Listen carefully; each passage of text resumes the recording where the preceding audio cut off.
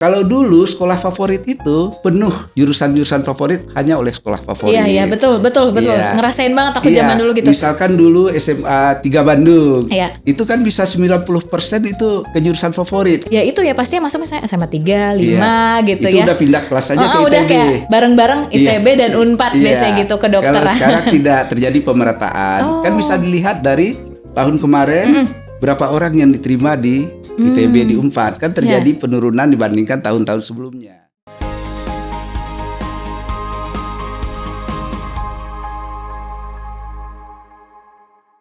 Hai, balik lagi di Fokus Bandung Podcast bareng sama Casey nih yang bakal ngebahas kupas tuntas mengenai SNBP dan strategi untuk memilih jurusan supaya bisa lolos PTN.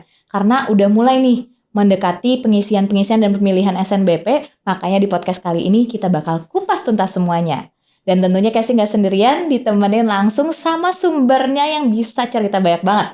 Langsung kita sambut aja. Halo Pak Muklis. Halo, selamat malam Teh Casey. Iya, malam kita ketemu lagi ya akhirnya setelah kita kupas tuntas mengenai logika, TPS, dan lain-lain yang bikin saya pusing, tapi keren banget. Jadi hari ini kita bakal bahas mengenai SNBP, betul ya? Ya, betul. Pak Muklis ya. Nah, kan udah mulai pengisian dari tanggal berapa tadi Pak SNBP ini? 14 ya, 14 ya. Udah mulai cari-cari juga nih, yakin mungkin kalau zaman aku dulu namanya itu SNMPTN. Ya, SNMPTN dan ada SBMPTN juga ya. Kalau sekarang itu namanya berubah jadi SNBP dan SNBT, betul ya Pak Muklis ya. Nah, jalurnya ini yang pengen kasih tahu yang sekarang nih, ada jalur masuk apa aja nih Pak kalau untuk ke PTN sendiri sebenarnya? Ya, untuk melanjutkan ke PTN itu jalurnya masih sama dengan yang kemarin. Yang pertama itu, tapi namanya berubah. Namanya yang berubah ya? Ya, dan materinya juga berubah. Namanya yang pertama itu sekarang adalah SNBP, yang dulu dikenal dengan nama SNMPTN atau undangan. Ya, betul. Yang kedua SNBT, yang dulu dikenal dengan SBMPTN. Ketiga jalur ujian mandiri. Jalur ujian mandiri. Ya. Singkatannya apa sih Pak kalau SNBP ini? Seleksi nasional berbasiskan prestasi. Prestasi ya. Kalau SNBT dia berbasisnya tes tulis ya berarti ya.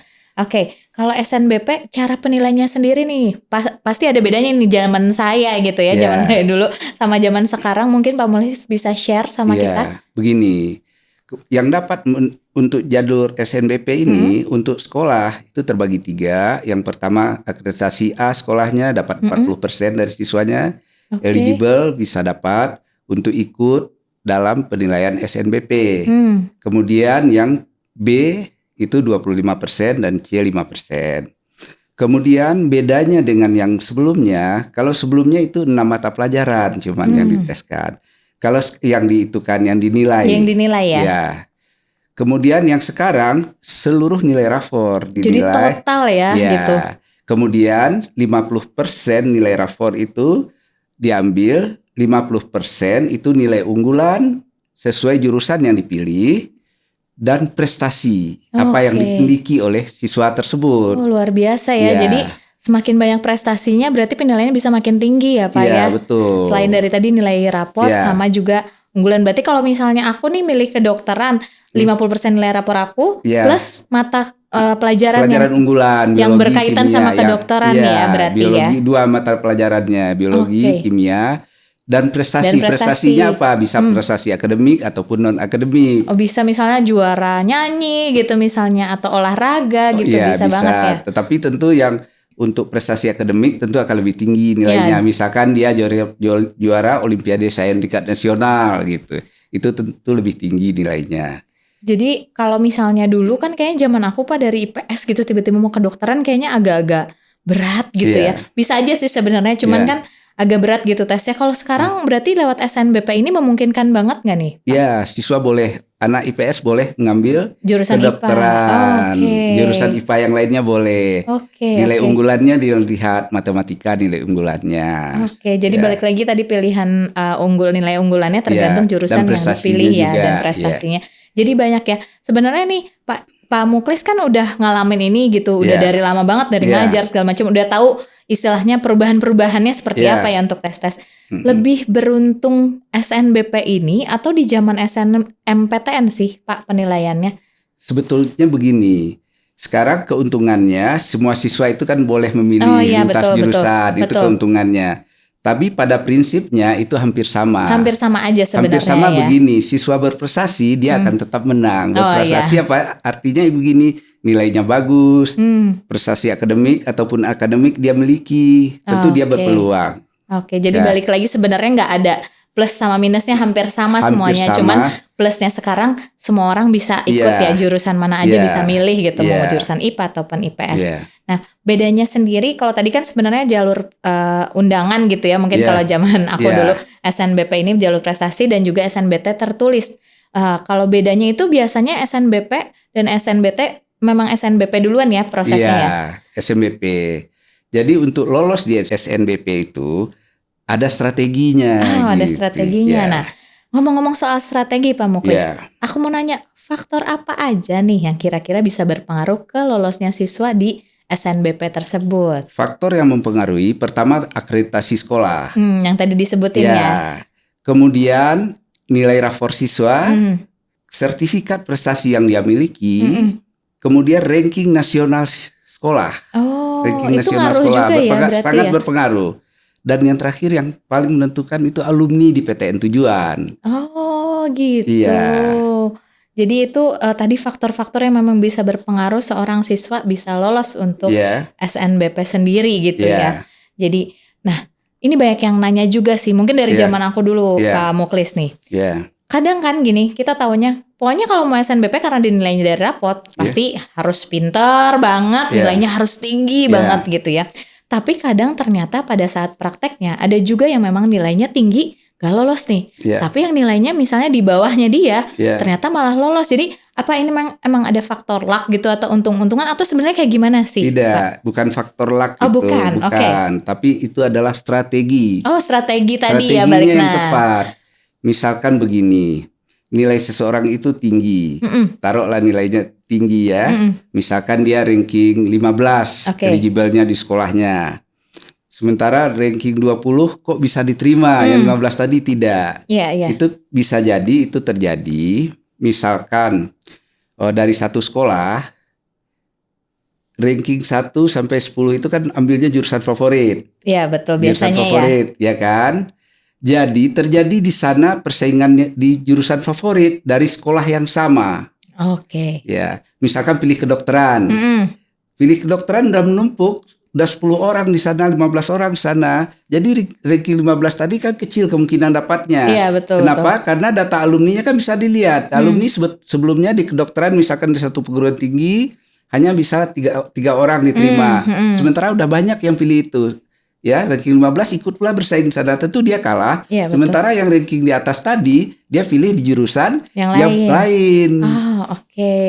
Jadi itu taktiknya sebenarnya caranya ya. Jadi salah satu caranya. Salah satunya dia beberapa itu strateginya, itu salah satunya. Salah satunya. Ada lagi nggak Pak strategi penting selain yang tadi milih jurusan lain selain teman-teman kita? Soalnya kan ini tadi salah satunya nih.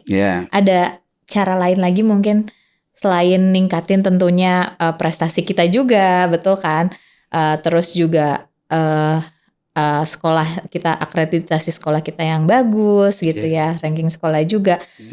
Kalau misalnya selain strategi memilih jurusan di SNBP ada cara lain lagi nggak? Ada begini, misalkan kita udah dilihat, misalkan ranking kita di sekolah itu 30 gitu atau 40. Sekolah kita secara nasionalnya masuk 1000 besar nasional.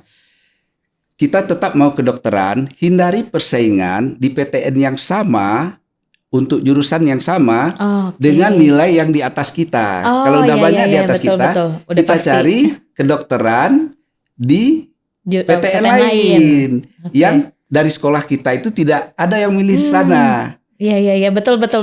Gitu salah satu strategi. Masuk logika banget sih. Ya, begitu strateginya. Yang paling dihindari itu adalah bersaing dengan teman sekolah sendiri. Betul. Kenapa? Karena mulai tahun 2018 ke atasnya ya, 2018 itu kampus-kampus sudah mulai melakukan pemerataan untuk penerimaan. Kalau dulu sekolah favorit itu penuh jurusan-jurusan favorit hanya oleh sekolah favorit. Iya, betul. Iya. Ngerasain banget aku zaman dulu gitu. Misalkan dulu SMA 3 Bandung.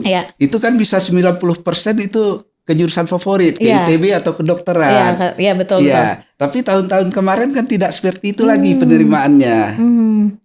ya Jadi sekitar lebih adil 50% lah dapatnya lagi sekolah favorit. Kenapa? Karena udah dibagi-bagi sama kampus, pemerataan untuk dapat jurusan favorit. Jadi memang kalau sekarang sistemnya ya menurut aku lebih adil juga ya kalau kayak gitu. Jadi siapapun sebenarnya dengan nilai yang sama dari sekolah manapun bisa mendapatkan peluang yang sama juga. Kalau benar kata Pak Muklis, kalau dulu memang ya itu ya pasti masuk misalnya SMA 3, 5 gitu itu ya. udah pindah kelas aja ke ITB. Udah kayak bareng-bareng ITB dan Unpad biasanya gitu ke dokter. Kalau sekarang tidak terjadi pemerataan. Kan bisa dilihat dari tahun kemarin berapa orang yang diterima di ITB di Unpad. Kan terjadi penurunan dibandingkan tahun-tahun sebelumnya. Betul. Itu karena kampus melakukan pemerataan dalam hal itu. Oke Pak, kalau tadi Pak Muklis bilang kalau zaman sekarang sudah mulai pemerataan ya gitu. Apakah memang pemerataan itu sudah ada yang ngatur gitu Pak? Dari kampus-kampus sendiri atau memang ada lembaga atau badannya nih? Ya, kalau tahun sebelumnya pemerataan itu penerimaan mahasiswa itu diatur oleh LTMPT. Kalau sekarang namanya BP3. Berubah apa tuh Pak BP3? Balai Pengelolaan Pengujian Pendidikan. Gitu. Jadi diaturnya dari situ. Jadi setiap kampus harus sama rata gitu ya Pak ya. Dan itu menurut aku jadi peluang dan benefit sendiri juga buat semua orang yang lagi mau masuk ke PTN. Jadi semua orang punya kesempatan yang sama. Kadang nih Pak, banyak yang ngerasa kayak kita sama-sama pinter kok, nilainya sama-sama bagus, cuman kayak karena sekolahnya beda, akreditasinya beda, kayak pasti ngerasanya sekolah yang lebih bagus, yang lebih maju, pasti masuk semua gitu. Kalau sekarang berarti semua orang punya kesempatan yang benar-benar sama ya? Kalau dibilang semua orang punya kesempatan sama juga tidak. Oke. Kenapa? Karena anak-anak dari sekolah unggulan itu tetap peluangnya lebih besar masuk PTN unggulan dengan jurusan-jurusan favorit. Ya, kenapa? Karena alumninya sudah teruji. Kampus kan butuh manusia calon mahasiswa yang berkualitas. Betul. Jadi tetap diuntungkan. Tetap ada. Supaya sekolahnya yang lain bisa ikut beruntung juga dalam hal ini, mereka harus memperoleh nilai tinggi di UTBK. Karena nanti rankingnya naik. Mereka masuk ke 1000 besar, masuk ke 100 besar nasional. Di sana mereka baru bisa undangannya dapat di kampus favorit. Jadi tadi salah satu penentunya ada UTBK juga ya kalau dari UTBK itu menentukan ranking untuk tahun berikutnya. Untuk ke tahun depan ya. Kita lihat sekolah. Akreditasi sekolahnya, ranking sekolahnya juga bisa ranking jadi naik nasional jadi naik Oke. Nah, saya pengen tahu nih Pak Muklis, tadi kita udah bahas soal SNBP cukup banyak ya. Gimana sih cara meningkatkan kemungkinan yang memperbesar peluang kita? Teman-teman juga pengen tahu untuk lulus SNBP gitu. Terutama Pak Muklis ini sebagai salah satu pengajar di Bimbel Fokus Bandung tentunya ya, yang pasti punya cara-cara tersendiri untuk bantu teman-teman kita biar bisa lolos nih. Bisa di-share mungkin? Boleh. Begini, untuk lolos SNBP itu di Fokus Bandung bagi siswanya itu dianalisa. Ya, mulai akreditasi sekolahnya, prestasi siswa tersebut, akademik ataupun non-akademik, ranking paralelnya di sekolah ya. Kemudian juga alumni di PTN tujuan. Ya, itu kita analisa semua. Kemudian nilai unggulan yang dimiliki siswa tersebut. Ya, misalkan dari salah satu SMA ini mau masuk, misalkan dia mau masuk ke kedokteran Unpad. Itu kita analisa dulu, kita teliti dan amati dulu siapa pesaing dia di kedokteran Unpad yang sudah diterima, yang ikut memilih di sana, yang nilainya di atas dia. Kita hitung lagi berapa orang alumni tahun sebelumnya yang dapat. Nah, itu kita amati, kita analisa semuanya. Itu sangat menentukan hasil analisa itu. Kalau dari hasil analisa peluangnya kecil di kedokteran Unpad, kita carikan ke PTN yang lain, kedokteran di mana dia bisa masuk sesuai dengan keinginan dia. Dia misalkan maunya cuma kedokteran, tentu kita carikan di PTN lain yang dia lebih berpeluang dan tidak bersaing dengan teman dari sekolahnya yang nilainya di atas dia. Luar biasa banget sebenarnya. Berarti menurut aku tuh di sini sangat-sangat membantu, karena yang jadi problematika tadi sebenarnya kita bahas adalah ketika salah memilih jurusan atau kita salah ngambil strateginya buat milih jurusan nih, misalnya ke pengen kedokteran gak mau yang lain gitu ya. Mungkin dia taunya cuman Unpad yang bagus, jadi akhirnya dia ke situ, padahal saingannya yang nilainya sama ataupun yang di atasnya bisa jadi lebih banyak dan peluangnya lebih besar untuk teman-temannya gitu ya. Jadi di sini malah sampai dianalisa nih tahun sebelumnya, karena kan mungkin kalau kita nih sebagai siswa atau siswi mana tahu ya kita harus analisa dulu, cari dulu. Tapi kan kalau dibantu seperti ini enak banget. Jadi tinggal kayak tadi Pak Muklis bilang, oh di Unpad kayaknya nggak mungkin soalnya sekolah kamu misalnya udah 10 orang nih daftar, nilainya udah lebih tinggi. Kita cari bantu pakai analisa tadi ya. Itu yang memang sangat penting menurut aku juga, bahwa menganalisa sesuatu supaya bisa jadi peluang untuk lulus teman-teman yang ikut Fokus Bandung ini gitu ya.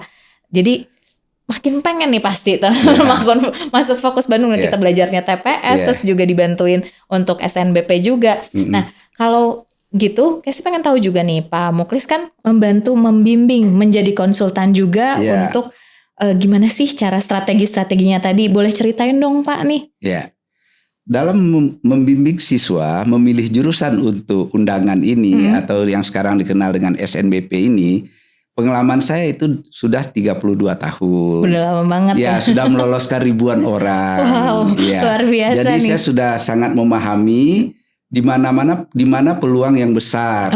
Jadi kita membantu memperbesar peluang si anak tadi, siswa tadi untuk dapat di jurusan yang dia inginkan. Biasanya yang datang konsultasi itu orang tua juga ikut. Pengen tahu biasanya anaknya nih cocoknya kemana gitu ya. Biasanya orang tua mendampingi anaknya untuk konsultasi di mana dia yang tepat gitu. Jadi berdasarkan pengalaman dari tahun ke tahun, mulai tahun 1991 sampai kemarin, itu saya udah sangat memahami. Udah tahu alurnya kira-kira di mana. Jadi memperbesar peluang siswa tadi untuk diterima. Tapi pada saat konsultasi nih, Pak, kalau boleh tahu, ada nggak sih kadang-kadang yang misalnya anaknya pengen jurusan apa, orang tuanya pengen jurusan yang apa? Itu kan mungkin sering terjadi tuh. Sering terjadi. Gimana mungkin caranya Pak Muklis untuk menengahinya, ngasih solusinya gimana nih Pak? Menengahinya seperti ini. Keinginan belum tentu sesuai dengan kemampuan. Jadi untuk menengahinya, kita lihat nilainya rapornya tadi, kemudian nilai unggulannya.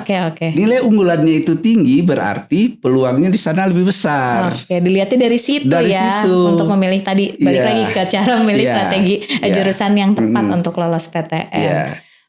Luar biasa banget nih Pak, kalau dari tadi pengalaman Pak Muklis yang memang sudah luar biasa lama, dari kita ngobrol-ngobrol, ini kedua kali loh saya ketemu, tapi kayaknya masih pengen banyak ngobrol, dan tentunya teman-teman di rumah aku yakin semuanya juga masih pengen ngobrol, pengen ketemu Pak Muklis.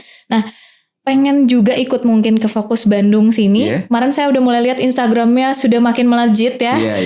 Udah banyak followersnya, sudah banyak viewersnya gitu ya. Padahal hitungannya Instagramnya istilahnya masih new, tapi udah langsung banyak.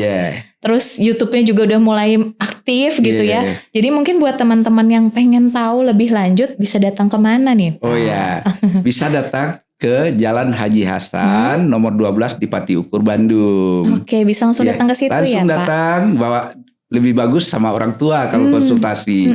Jadi betul-betul mantap jadinya pilihannya. Jadi nggak setengah-setengah ya, anaknya pengen apa, orang tuanya pengen apa gitu. Jadi begitu pulang, mereka udah satu kata bulat, pengen jurusan apa gitu ya. Jadi kalau orang tua siswa datang sama anaknya, konsultasinya lebih klop, lebih enak.